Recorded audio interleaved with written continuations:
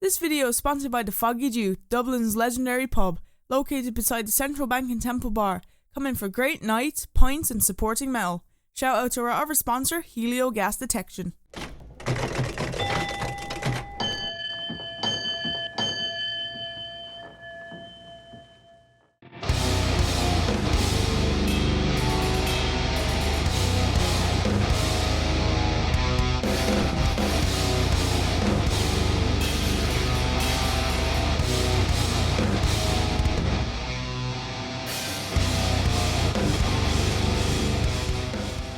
Hey everyone, this is Lady from the Smashing Skull Sessions. I'm joined by the Shane Embury. Shane, how are you doing?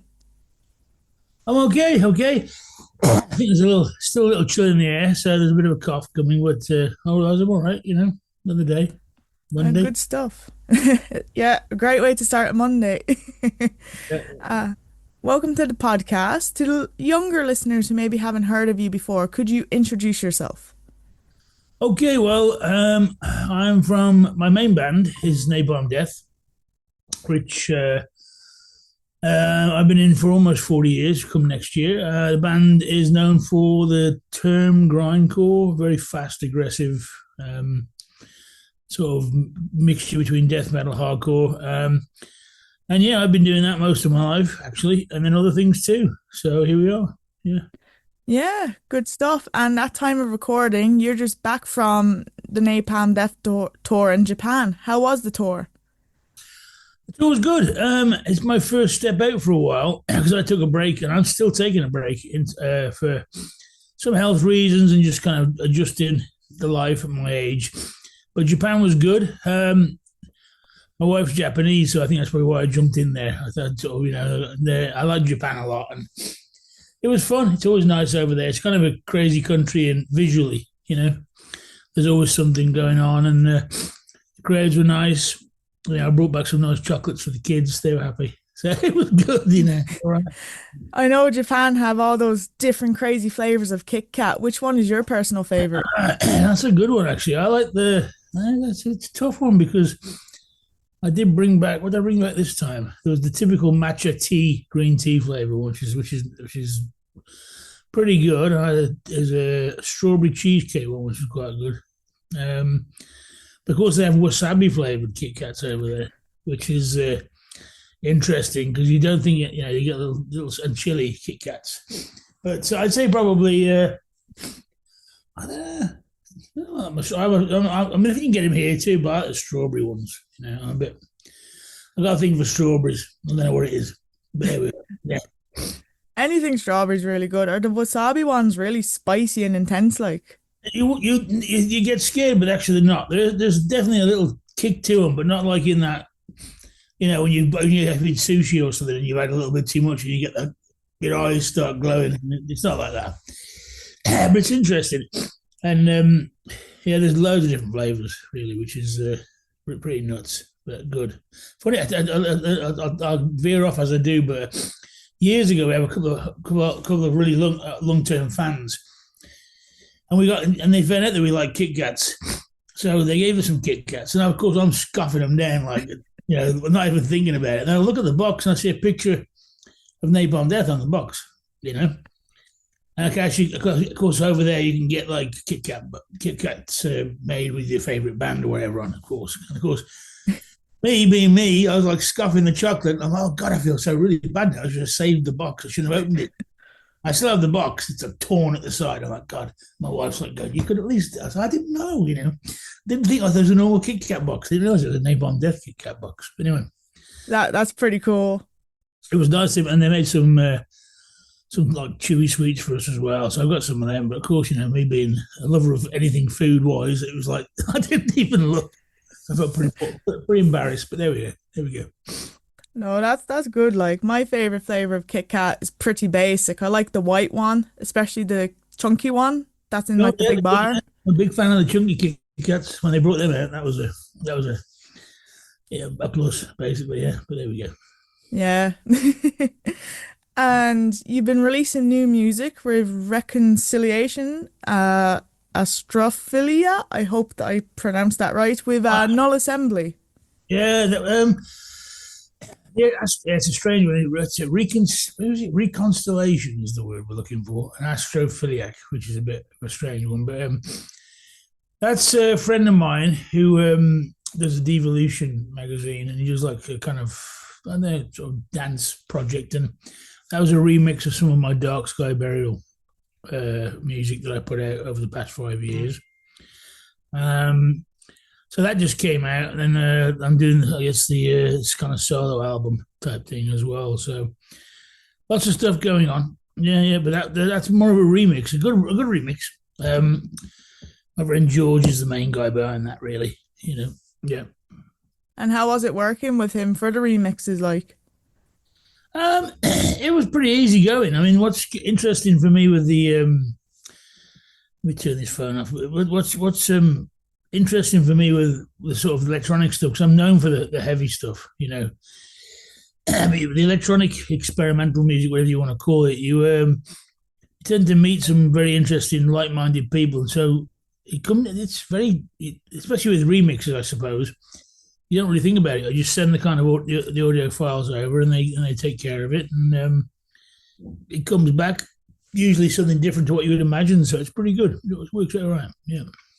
that's good. And as you said, you've just announced your solo album coming out the 26th of June, I believe it is. Yeah. It sounds a little bit. I always feel a bit weird saying solo album. It sounds a bit like, oh my god, like I don't know, Mick Jagger or something, which is far from the truth. But the music started, I guess, as Dark Sky Burial, but when I started doing vocals, it seemed like it should be different. And I had this weird trip in my head that I thought, well, your name's your name, it's given to you, is it really you? And it deals with kind of lots of weird, not weird's the wrong word, lots of kind of life-like matters. Well, it's been a bit of a challenge for me the past few years, in good ways.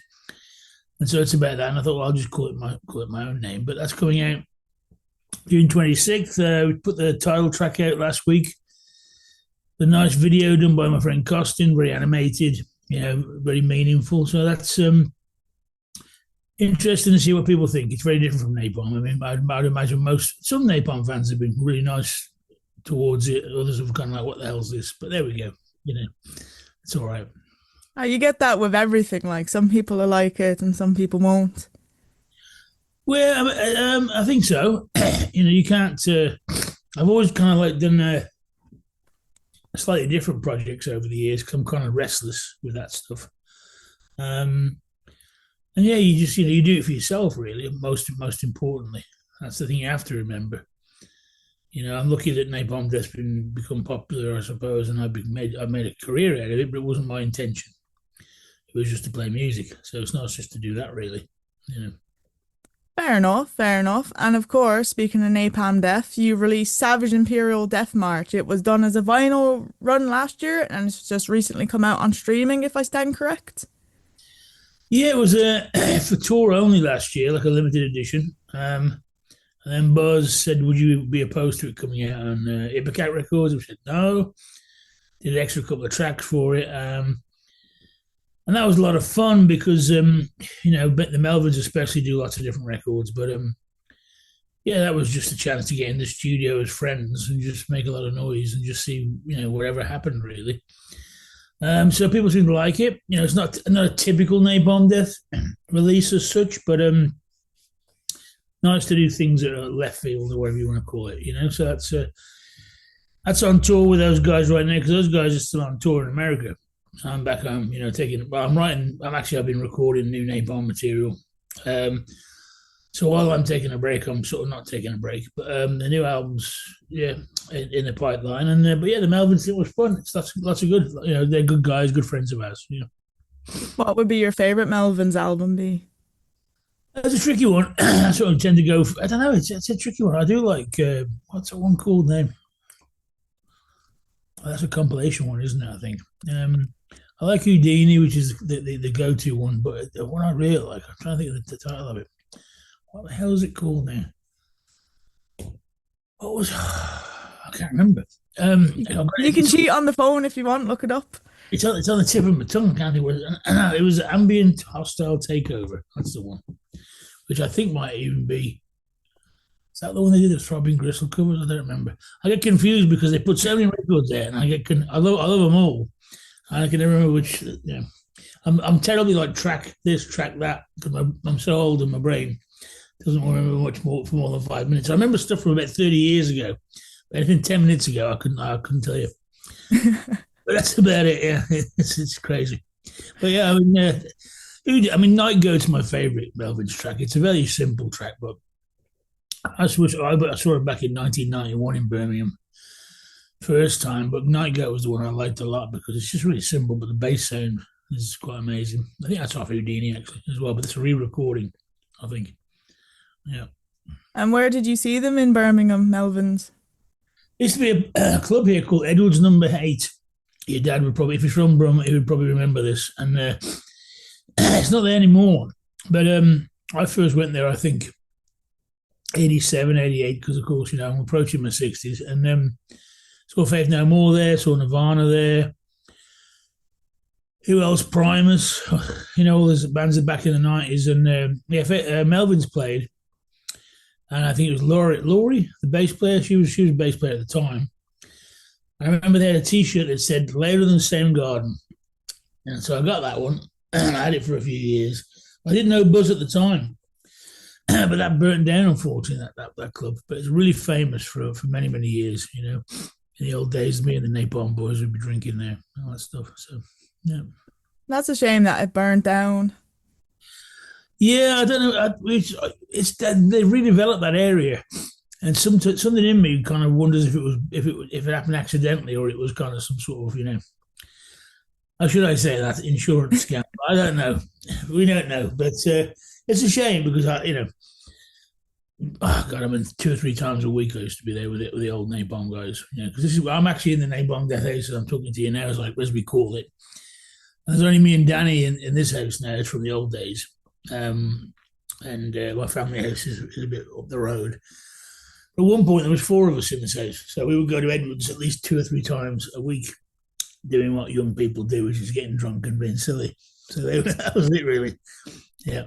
That's actually cool that you're talking to me from the Napalm Death House, because as I says to Shane before we start recording, I'm listening to the audiobook, and to see just a visual of the Napalm Death House is really cool. Yeah, it's one of those things where we've been here for a long time, and the area itself kind of intense in good ways. But it's a big house and a lot of memories, and you keep on uncovering things, in dust. That's where that went to. There'll be a bunch of photos or, excuse me, some cassettes or something, and it's interesting. A lot of memories. At one point, 4 of us lived here together, and it was quite mad in good ways. Fun. It's like the Young Ones. Have you ever seen the Young Ones? It was kind of like that. It's on my to watch list. Yeah, it's an old thing now. It was like 4 students living together, parties and that kind of stuff. That's kind of what it was like. And then it was a lot of fun times. We didn't have. We weren't. I weren't married. We weren't married at the time. None of us. So it was just typical. Get up, write a song, rehearse, then go to the pub, and sometimes the club, then a band would play, and we blagged the guest list because we were cheeky. So it was all good. It was all right. It was good times. Every musician's dream life. It was really nice. It was nice. Yeah. I mean, of course, simpler. Sometimes you think it was simpler times. It probably was to some degree, but that's. I saw some great bands in Birmingham because we like all kinds of music. So, there'll be Jane's Addiction one week, Chili Peppers, Primus, Nirvana. God, so many. Spoiled for choice. Yeah, I saw Nirvana 3 times. And I'll tell you a tale because I ramble. On my birthday, 27th of November, went in the toilet, slipped on my arse, too many beers, that was it. But great band. It was a good show. That's it. That's why I'm telling you. I have no idea, but there you go. It was a good birthday to see Nirvana. Yeah, there you go. Oh, yeah. Did they play your favourite song on your birthday? They played, what did they played? Creep. Is it Creep? Creep? Yeah. Negative Creep. Creep. Yeah, that's the one I liked because I kind of like that album better than the really popular one. You're a Bleach man. Yeah, I think it was the first one because, I got that first. And then sort of warm to them because it was kind of like, yeah, it just seemed dirtier and noisier, I suppose, for me. Yeah. All the sub pop stuff was coming out left, right, and centre. So it was just like, oh, this is, let's get this, let's get this, let's get that. We used to share CDs, because there were the four of us in the house, and someone would take your CD and you wouldn't see it for 3 months. So yeah, it was interesting. It was good. That's good. And my first introduction to Napalm Death was actually when you came over with Volbeat. Must have Oh been yeah, 2022, 2021, I think. It was a long time ago anyway. yeah, yeah, yeah, yeah. Yeah, that And was how was it was a strange one. That one, because I think that might have. I'm trying to think if that was the first gig we did with them on that. It was only a small tour. It might have been. Um, it was different because they have the kind of VIP listening area there in the front, and that's usually the busiest part for us. Yeah, so we were kind of paranoid because obviously I think that was reserved for photographers and whatever journalists. But it was good. It was just different because of course big places, everyone's in the back and you can't see them because the lights are on the stage, and so it was fun. I mean, we enjoy big shows like that because they tend to have nice catering and things like that, which we don't we don't normally have. So we're like, oh, that's good. Let's hit the cream cakes. But it was all right. It was good. I mean, he's a nice guy, and yeah, it was enjoyable. It's just I like the fact that Napalm Death could do something like that. Fortunate, and then we can be playing a 200 capacity pub, a month later. The contrast is pretty funny. I find, but important. my biggest thing from, I know everything was just delayed with fog. I know that everything was really late with the fog. I know a couple of lads from Skindred, because I had an interview with them, were struggling to come over, that their flight had been delayed two or three times, like. That's right. I think we came the day. We might have came. Did we come the day before? I think we came the day before, if I remember. And yeah, I remember there was a lot of fog, wasn't there? Yeah, that's right. Yeah, yeah, yeah. But it was good. It's always fun playing over there. Really, we got a lot of friends that turn up, so that was good. Yeah, and one of our artists, Gary, is from around there, so we always see him. I was still drinking back then, so yeah, there was a couple of pints, but not anymore. Yeah. Yeah, no, but that's when I was introduced to Napalm. I was up in centre because they were just letting anyone into the pit. Like, they were just like, "Do you want to go up?" And I was like, "Yeah, sure." Well, yeah, I think that was it because we felt we were a bit paranoid. We were like, "There's no one there," and we were like, in a way, in the sense, because everyone's obviously in the back, and so yeah, that was something. I think we did like 5 or 6 shows with them. It was interesting. It was good. It was fun. I mean, I guess people seem to like it, so that's cool. You're always a bit nervous because it's not really your normal crowd.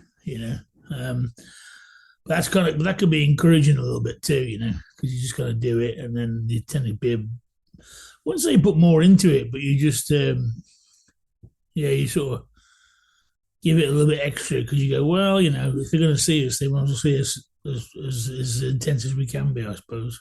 Yeah. Yeah, I remember bumping into someone. They were like, "Is this your first time seeing Napalm?" I said, "Yeah." And he goes, "Your neck will be sore if you keep going for Barney, like keep turning for Barney, because he's up and Yeah. down and up and down." It's like watching a tennis match with him. Yeah, yeah. So you got to be careful with that. Yeah, the rest of us, Barnes kind of gradually. Barnes was like he didn't move as much when he first joined, but he's gradually like hyped it up. He must do about 3, 4, 5 miles on stage every night. I think twice as skinny. I think. I'm I'd like, love to put a pedometer on him and see how many steps he does.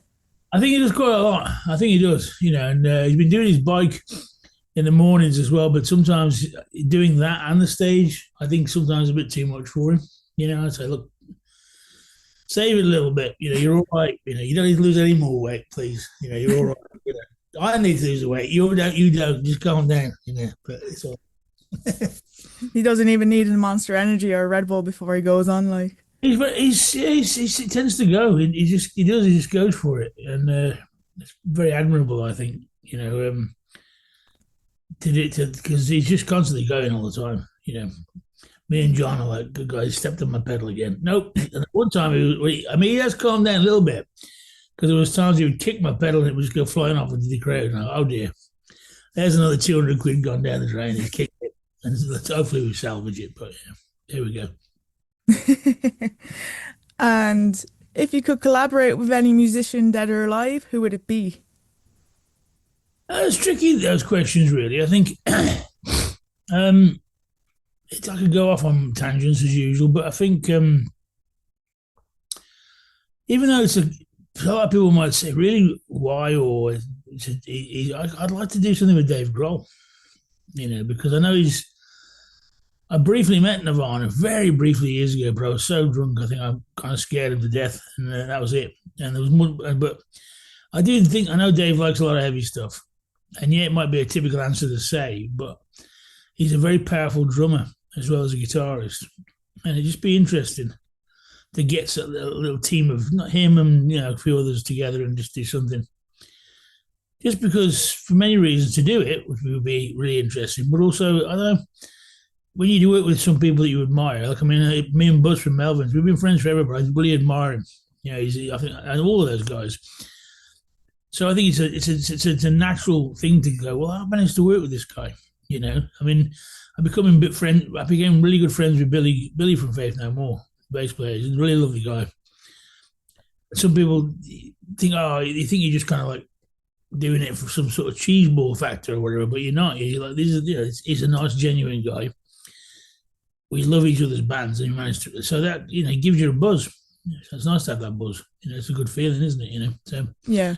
So I think I'd like to I'd love to do like a couple of punk tracks with Dave Grohl or something. I don't know what, because he did the Probot album many years ago.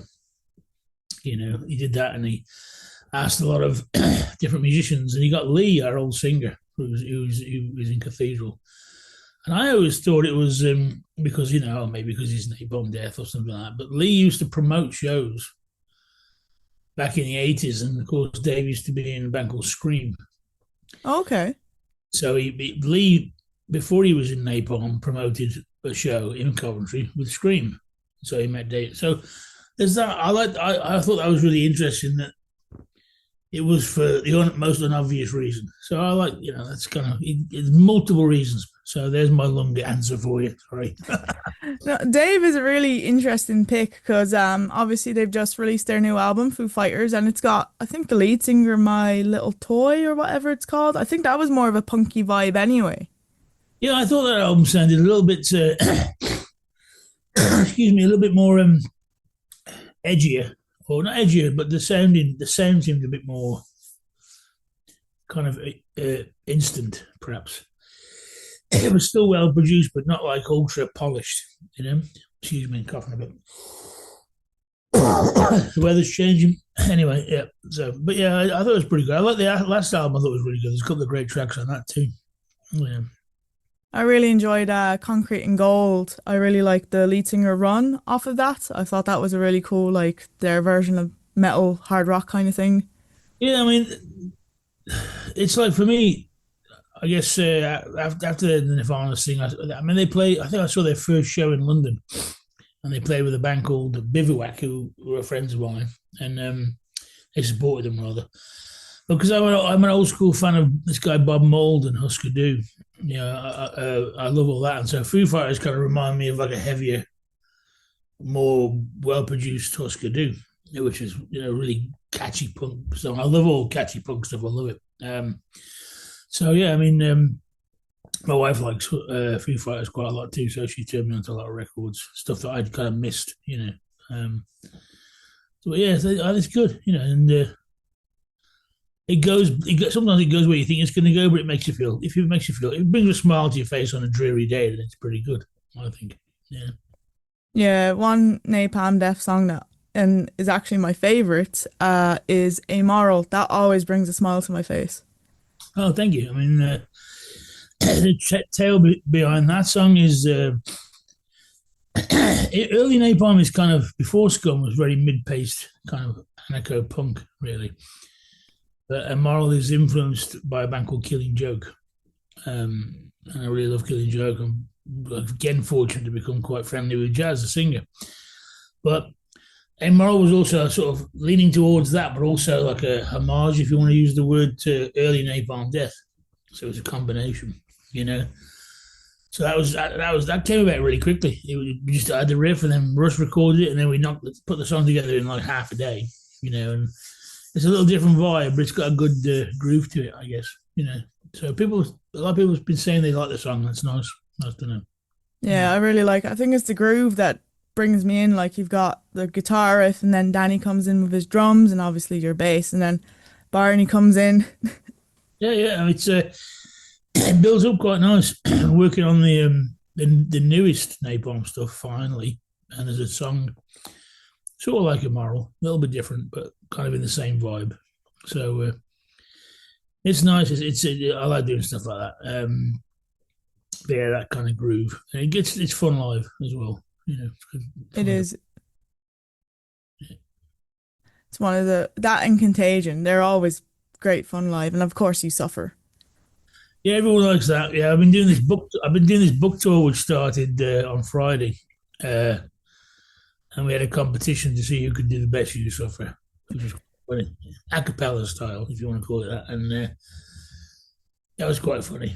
A couple of good guys, actually, some good vocals. I had to count them in, so that was fun. So we're in Birkenhead tomorrow, so we're going to do the same, I think, hopefully. That's really cool. And who's been the best so far? I don't remember the guy's name, but we give him a free book, so you get a free book. So it's not bad. Oh, The problem is, I went in scoring too high. I went in straight with a 9, then I had to start doing 9.25, 9.35, which is, so I got to start around sevens. You know. I had to start going to decimal points and confuse myself. So that wasn't too good. But yeah, it was fun. It was a nice little breakup. It was nice to do the chat or whatever you want to call it, because you meet some interesting people, and it went by really quick. It's cool. and I'm sure you got some really interesting questions as well. Like, There was a few, yeah. I mean, yeah, we did like a thing like write your questions down, and there was mostly I won't say typical questions, but they talk about the past really, which is fine, you know, because it's a bit of a mix. It's set into two halves. The first half is more about how I got there, I guess, and the second half is more about, you know, sort of the crazy few years I've had recently and why I've been taking a break and things like that, which is a bit more serious. But you know, it was nice and nice to, it's just nice to talk to. You do meet some interesting people one on one, which I like, you know. and I know you're an avid gamer. I think the most recent one you picked up, while I saw on Instagram, was Resident Evil 5. Have you been enjoying it? Resident Evil 9, actually. 9. Nine, sorry.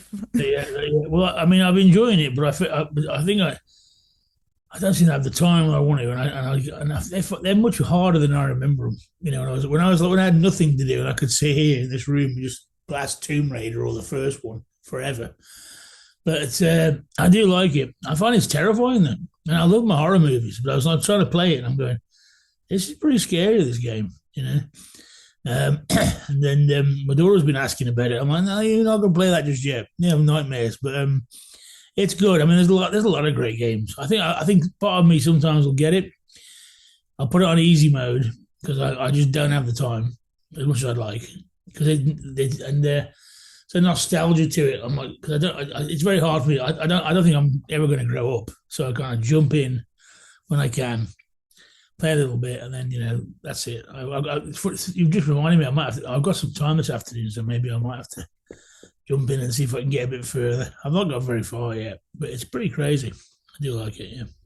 And are you the type of person, if you get stuck on a section, try and figure it out yourself, or look up a YouTube tutorial on how to do it? Well, a long time ago, there was no YouTube tutorial, so I would just go. I would try and work it out. You know, and Resident Evil is one of those games. As I think a few of them are now, that you'd find out from your friend that if you did it in a particular time, that you got the best ending. So I didn't know that. So the first couple I finished in, you know, record timing to get the rocket launch and all that kind of stuff. So I was pretty psyched about that. But now I'd probably just jump on. I mean, and probably find it out. But I haven't got too bad. I mean, I'd never tend to finish the games anymore, which is I've got about 10 up there, which I keep as fast as I try and get somewhere, something else comes out, and I'm like, I've got a terrible addictive personality, you know, and so I'll get that. But I try and work it out if I can. Yeah, but I know that if there's a special ending and I haven't done it, that will just itch at me until I do it. So I'd have to go back in and do it properly. But yeah. The only game that I've played with multiple endings is Red Dead Redemption 2. Yeah. I haven't played that one, but I know of it. I know about it. And yeah, you kind of want the special ending, don't you? You're like, oh, I need to do that. And that's always the thing. And upstairs in the old room, which is kind of my sort of man cave, so to speak, I've got my Godzilla figures up there and God knows what, all my old games. Going back to that my son pulled out the Super Nintendo the other day. He was like, "What's this?" I'm like, "Well, this is." I explained to him what it was, but it's a bit of a what do you call it? A nostalgia room up there, I suppose. But yeah, that's the place I kind of sit there and think about things. The multiple endings will get you. Yeah, that's for sure. Yeah, I was on my second play for Red Dead Redemption 2. I got the goodie ending the first time, so I was like, all right, I want to see the bad ending. And my PS4 just decided to delete all my progress. So I was like, all right, I'm going to be angry with you for a while. Yeah, that's it. Yeah, my daughter likes she's on a Nintendo Switch at the moment, the Switch 2. That's what she likes. And she's big on that one. But there's a lot of games. It's very yeah, and that looks nice. And of course, you can also watch them on YouTube because people just play them all the way through, don't they? And that's how I used to get around the age ratings. I wasn't allowed to play any of the 18s games, so I'd watch them on YouTube and then say I played them. Yeah, well, it's tricky, isn't it, with that stuff? I mean, I remember Barney telling me about YouTube. He's like, you got to watch YouTube. This is like years ago because YouTube, I think, had a lot of the old videos, a lot of the old records. But where it's gone from there to how it's come now, the transition's insane, really. It's taken over TV almost in a way, isn't it? Really. Oh yeah, they've got their own exclusive shows on there now and YouTube Premium and all that, which I think is a bit of a scam. Yeah, they're always putting the commercials in there, and of course, it's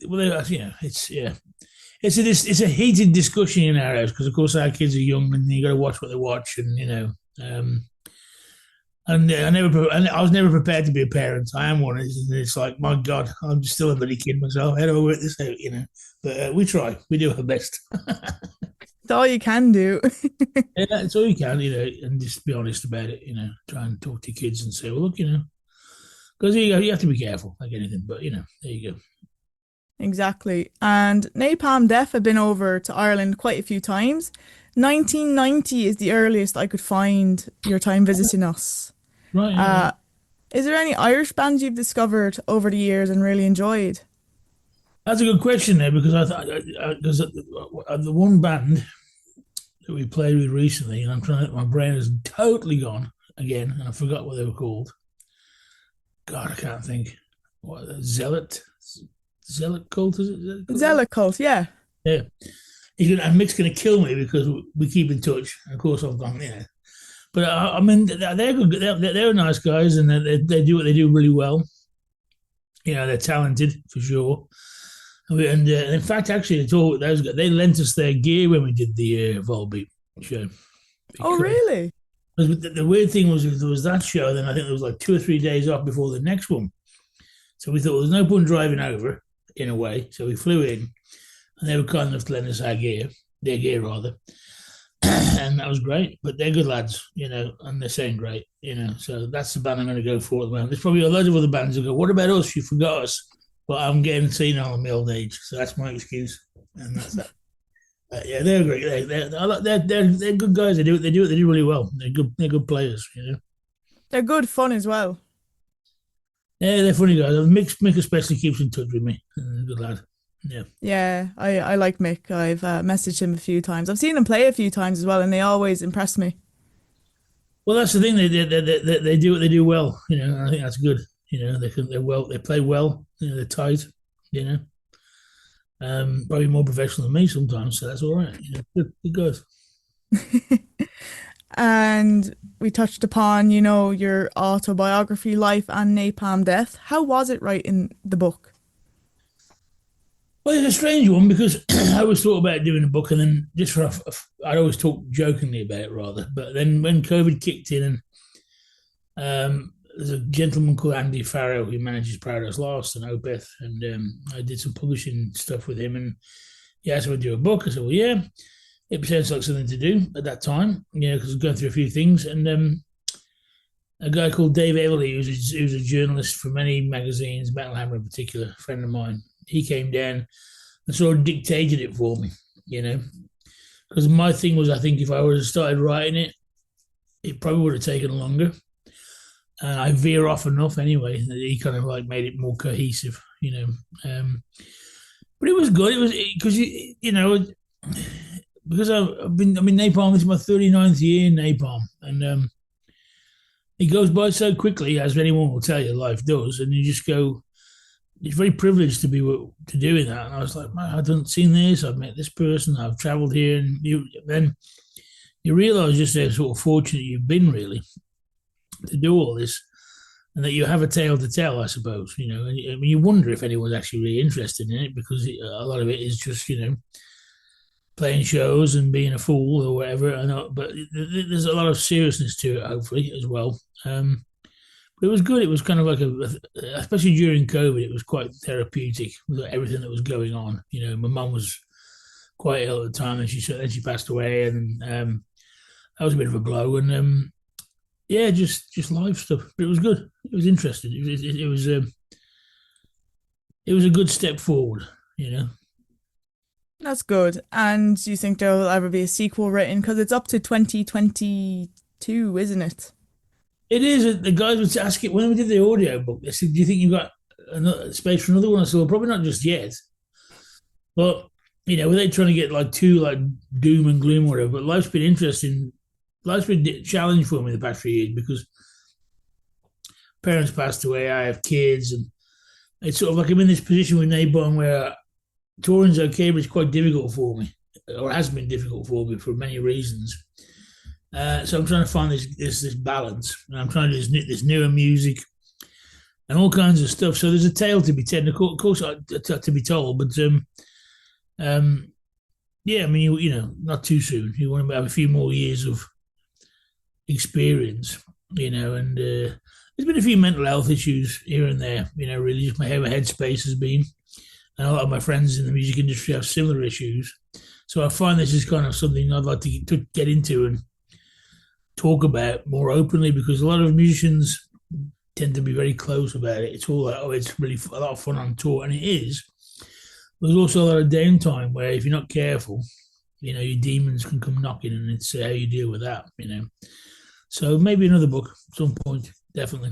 Yeah, the book tours that I've been doing. I mean, where am I tomorrow?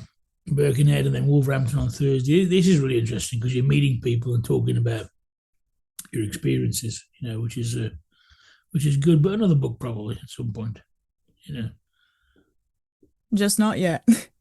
No, well, the thing is, I'm quite creative, but I thought at one point when I had my kids, I thought about doing a children's book. I thought about writing these mad stories because I used to create these characters for my kids.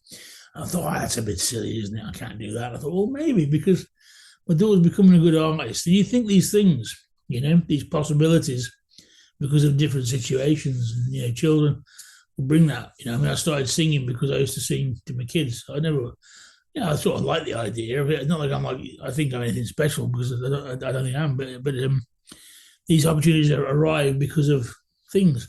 So you just never know. I don't know. I think that'd be really cool if you did a children's book. I think that'd be class. Well, I have because you have to try and keep them. Most people everybody has an imagination. Everybody's creative. It's just how you tap into it, I think. And I keep on wanting to do this kind of weird, kind of progressive rock album. Not really progressive rock, but one of my favorite bands is a band called Cardiacs from England, and Cardiacs are very carousel keyboardy kind of. They sound like Genesis on like 78 revs, miles an hour. And I always wanted to do an album like that, but then I thought the title of the album was going to be called this. I thought we'd do an accompanying children's book and all kinds of stuff, all kinds of weird ideas. But it's the ideas like this that keep life interesting, because life's up and down. So, you can keep on thinking. You might not use all your ideas, but it's nice to have some. So we never know. We'll see.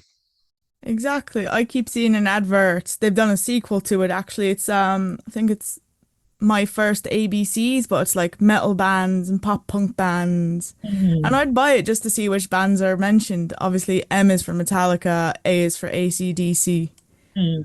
Well, yeah, I mean, this is well, it's weird, isn't it, really, for me? Because I remember at school, like metal was like, I used to go to music school, a music class, and it was like I was a massive Aussie fan, Sabbath, but Diary of a Madman's my favorite album. Of course, lots of orchestration on that, but but the teacher was like, "Oh no, that's rubbish." I'm like, well, that is not rubbish. You can clearly tell that Randy Rhoads is a classically trained guitarist.